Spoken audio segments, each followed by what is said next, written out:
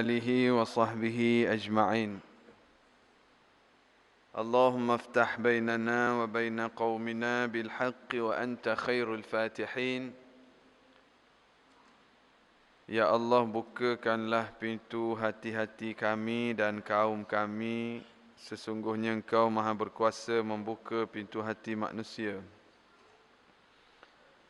Allahumma a'inna ala talabil ilmi wal amali bihi wal istiqamati wal ikhlas. Ya Allah, tolonglah kami agar menjadi hamba yang sentiasa berusaha menambahkan ilmu agama kami. Dan berilah kekuatan untuk kami beramal dengan ilmu yang kami belajar dengan penuh ikhlas dan istiqamah. Amin ya rabbal alamin.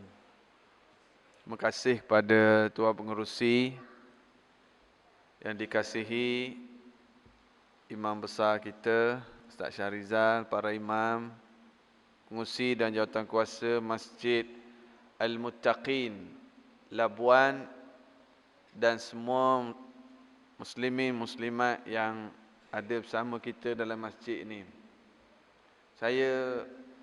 Kita nak baca kitab, tak sempat nak baca kitab. Jadi saya print out lah hadis Rasulullah sallallahu alaihi wasallam berkenaan dengan muflis akhirat. Dapat semua tak? Kalau boleh setiap orang dapatlah. Dapat? Orang perempuan dapat? Ambil satu seorang. Jangan ambil dua pendek umur. Dapat Saya tak tahulah cukup tak cukup. Saya photostat berapa tadi dekat. Tak perasan saya. Tak apalah. Yang tak dapat tu share-share lah. Apa makna perkataan muflis? Muflis apa dia sebelum tengok kertas tu? Bankrupt. Dah bankrupt tu apa? Muflis. Apa isyak tak habis kita? Orang bankrupt ni orang yang hutang tak terbayar, harta dia pun kena sita, aset dah tak ada dah, duit tak cukup. Itu muflis kat dunia. Muflis kat dunia, kita boleh balik kampung, cari ahli keluarga, kawan-kawan sekolah rendah dulu, bagi modal sikit, kita bolehlah nak jual goreng pisang ke, nak jual nasi lemak ke. Tu kalau muflis kat dunia boleh balik kampung. Kalau muflis di akhirat, kita nak cari siapa nak injek modal? Siapa yang nak beri modal pada kita, nak selamatkan kita kalau di akhirat? InsyaAllah, malam ni kita nak bincang berkenaan dengan muflis ini. Kita baca dulu sikit hadis Rasulullah sallallahu alaihi wasallam. An Abi Hurairah anna Rasulullah sallallahu alaihi wasallam qala: Atadruna mal muflis? قالوا المفلس فينا من لا درهم له ولا متاع فقال إن المفلس من أمتي من يأتي يوم القيامة بصلاة وصيام وزكاة ويأتي قد شتم هذا وقذف هذا وأكل مال هذا وسفك دم هذا وضرب هذا فيعطى هذا من حسناته وهذا من حسناته فإن فنيت حسناته قبل أن يقضى ما عليه أخذ من خطاياهم فطرحت عليه ثم طرح في النار. رواه مسلم. الله أكبر. Hadis Nabi, kalau kita baca dalam kitab-kitab, ditulis riwayat Imam Bukhari ataupun riwayat Imam Muslim, maka hadis itu adalah hadis yang sahih. Dari segi levelnya, yang kedua selepas Al-Quran. Kalau muttafaqun alaih, dua-dua riwayat Bukhari Muslim, dua-dua riwayat, dia dari segi kekuatan itu yang kedua selepas Al-Quranul Karim. Hadis yang kita nak bincang ini Imam Muslim riwayat, maknanya hadis ini hadis yang sahih. Satu. Yang kedua, sahabat yang meriwayatkan hadis ini nama gelaran dia Abu Hurairah. Apa maksud Abu Hurairah? Bapa kepada, bukan kucing Hurairah ni. Hurairah ni anak kucing. Kucing Hirrah, kucing. Hurairah anak-anak kucing. Dia wazan fuailah, anak-anak. Kalau buhaira, laut, bahrun, buhaira dia tasik. Kalau hirrah, kucing. Kalau hurairah, anak kucing. Gitu. Jadi dia ni digelar Abu Hurairah sebab dia suka main dengan anak kucing. Yang hebatnya, Abu Hurairah ni ulama-ulama hadis khilaf. Apa nama sebenar Abu Hurairah? Sekitar hampir 20 pandangan ulama. Yang ni kata ni, yang ni kata ni. Sebab apa ulama khilaf nama sebenar dia? Sebab dia sendiri pun lupa nama sebenar dia. Seronoknya dapat gelaran dari Rasulullah sallallahu alaihi wasallam. Jadi antara sunnah Nabi, Nabi menggelarkan orang dengan gelaran yang orang tu suka. Kalau kita gelar orang macam mana? Lagi orang tak suka, lagi itulah kita nak kutuk. Rasulullah tak. Rasulullah gelar dengan gelaran yang baik. Khalid al-Walid, Rasulullah gelar apa? Saifullahil Maslul, pedang Allah. Sayyidina Umar, Rasulullah gelar apa? Al-Faruq, yang membezakan antara hak dan batil. Rasulullah gelar Abu Bakar, Rasulullah gelar apa? As-Siddiq. Ada gelaran-gelaran yang Nabi bagi, yang gelaran yang baik. Abu Hurairah dia lupa, tapi pendapat yang paling kuat kata nama dia Abdul Rahman bin Sakhrin. Abu Hurairah. Abu Hurairah ni orang yang masuk Islam lewat. Dia lewat masuk Islam. Tapi dia kuat mengaji. Dia belajar Islam lewat. Tapi dia belajar tu dia ikut Rasulullah, dia di kalangan ahli suffah. Yang duduk ikut Nabi, belajar sungguh. Walaupun belajar lewat, tapi dia belajar tu bersungguh, dia dapat ilmu. Abu Hurairah ni antara orang yang 7 orang. Dia di kalangan sahabat, ada 7 orang sahabat yang meriwayatkan lebih 1000 hadis. Anas bin Malik, Aisyah, Jabir, antaranya ialah ni Abu Hurairah. Meriwayatkan lebih pada 1000 hadis. Walaupun lewat masuk Islam, tapi dia rajin belajar. Dia duduk ikut Nabi ke mana-mana, dia dapat ilmu. Jadi, dalam nak belajar agama ni, jangan katalah, saya ni lewat dah ustaz nak belajar. Saya ni tak belajar agama dari awal. Tak ada masalah. Abu Hurairah mengatasi sahabat yang lain sebab dia rajin. Dalam Islam, dia tidak ada siapa dulu sampai kemudian. Dalam Islam, siapa yang belajar, siapa yang amal. Itulah yang lebih. Okey. Abu Hurairah. Panjanglah kisah Abu Hurairah. Dia daripada kabilah Ad-Daus. Dari negara Yaman. Daus. Ad-Dausi. Dia kata, pada suatu hari, Rasulullah sallallahu alaihi wasallam tanya sahabat, "Atadruna mal muflis?" Apa maksud dia tu? Adakah kamu tahu apakah erti muflis? Ini. Sebab tu saya tanya dulu tadi. Pasal tadi saya tanya, apa makna muflis? Lepas tu jawab, bankrupt. Apa makna bankrupt? Tak ada duit, tak ada harta. Betul lah tu. Salah satu teknik Rasulullah dalam menyampaikan ilmu, dia ada 2 ways communication. Ada 2 hala. Ada kalanya Nabi tanya, sahabat pun jawab. Kadang-kadang sahabat jawab betul. Betul lah. Ada kalanya sahabat jawab salah. Nabi pun bagi jawapan yang betul. Ada kalanya sahabat kata, wallahu a'lam.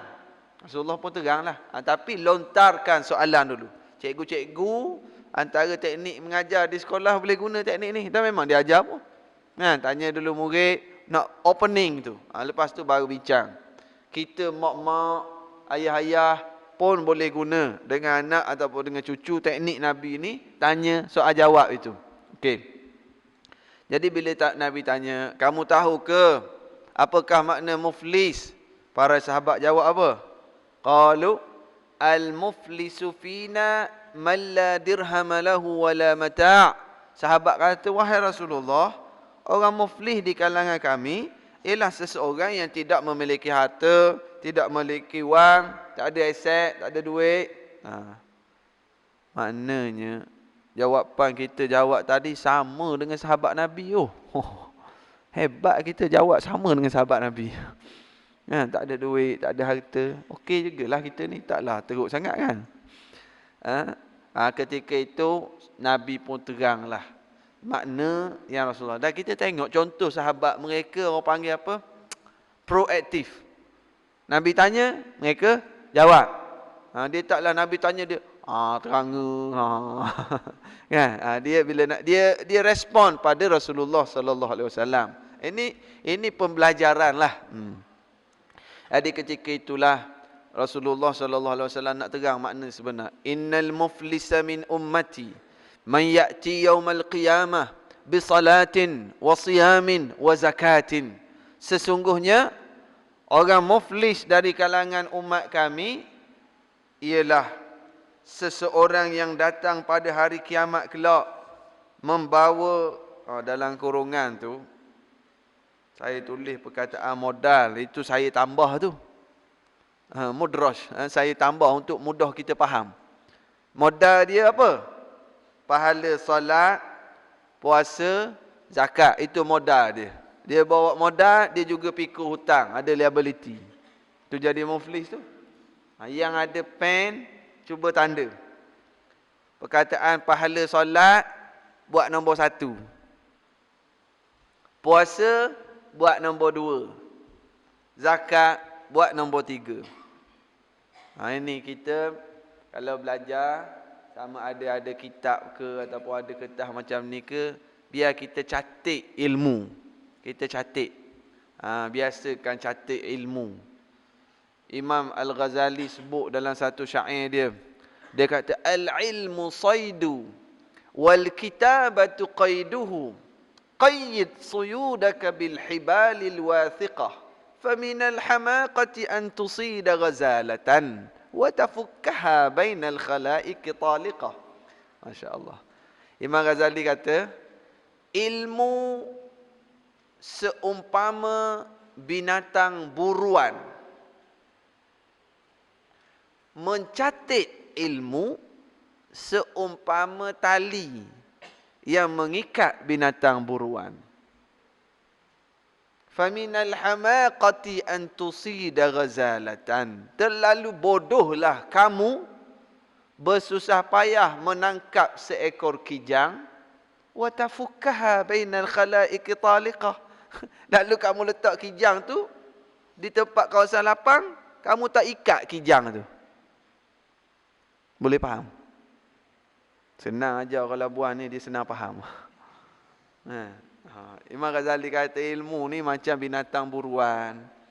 Kita catat ilmu macam tali yang mengikat binatang.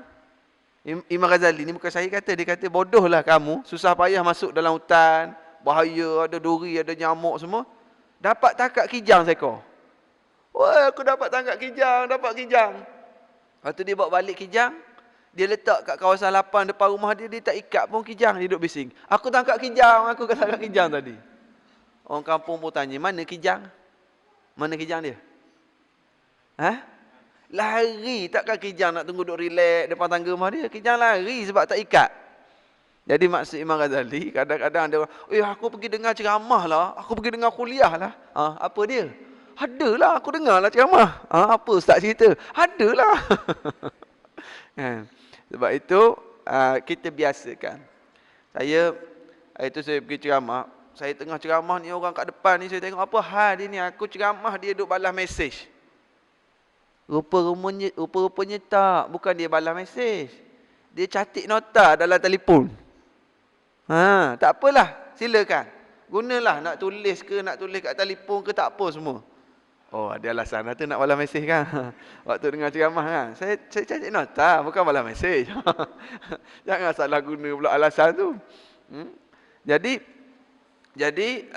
apa tadi, kita gini, kita biasakan. Saya ingat ada orang kalau dia mengaji kitab, ada orang yang dia beli kitab lain untuk catik nota sebab dia sayang nak conteng kitab dia. Dia tulis kat buku lain, dia tulis. Boleh. Ada juga yang jenis dia catik nota dhabit itu dalam kitab tu sendiri, dia conteng. Dia ada kitab, dia duduk mengaji kitab, apa tok guru cakap, dia conteng kat tepi. Pun boleh, dua-dua tu betul. Tapi kalau saya punya cara, saya akan conteng di kitab tu. Kalau ni hadis ni saya conteng atas kertas ni juga. Alhamdulillah lah yang duk mengaji sikit-sikit kat Yaman dulu. Bila saya balik sekarang ni nak buka balik kitab-kitab Arab tu, nak baca balik, ada yang kita conteng-conteng yang syekh-syekh tok guru bagi tahu, ada kat tepi tu. Jadi kita baca kitab, kita tengok yang kita conteng kat tepi tu, jadi tambah faham lagi. Adalah yang kita tabik. Ada juga kat kitab-kitab saya tengok buka balik ada yang tulisan garisan. Itu waktu tu tertidur lah tu kan, pen gerak sendiri kan.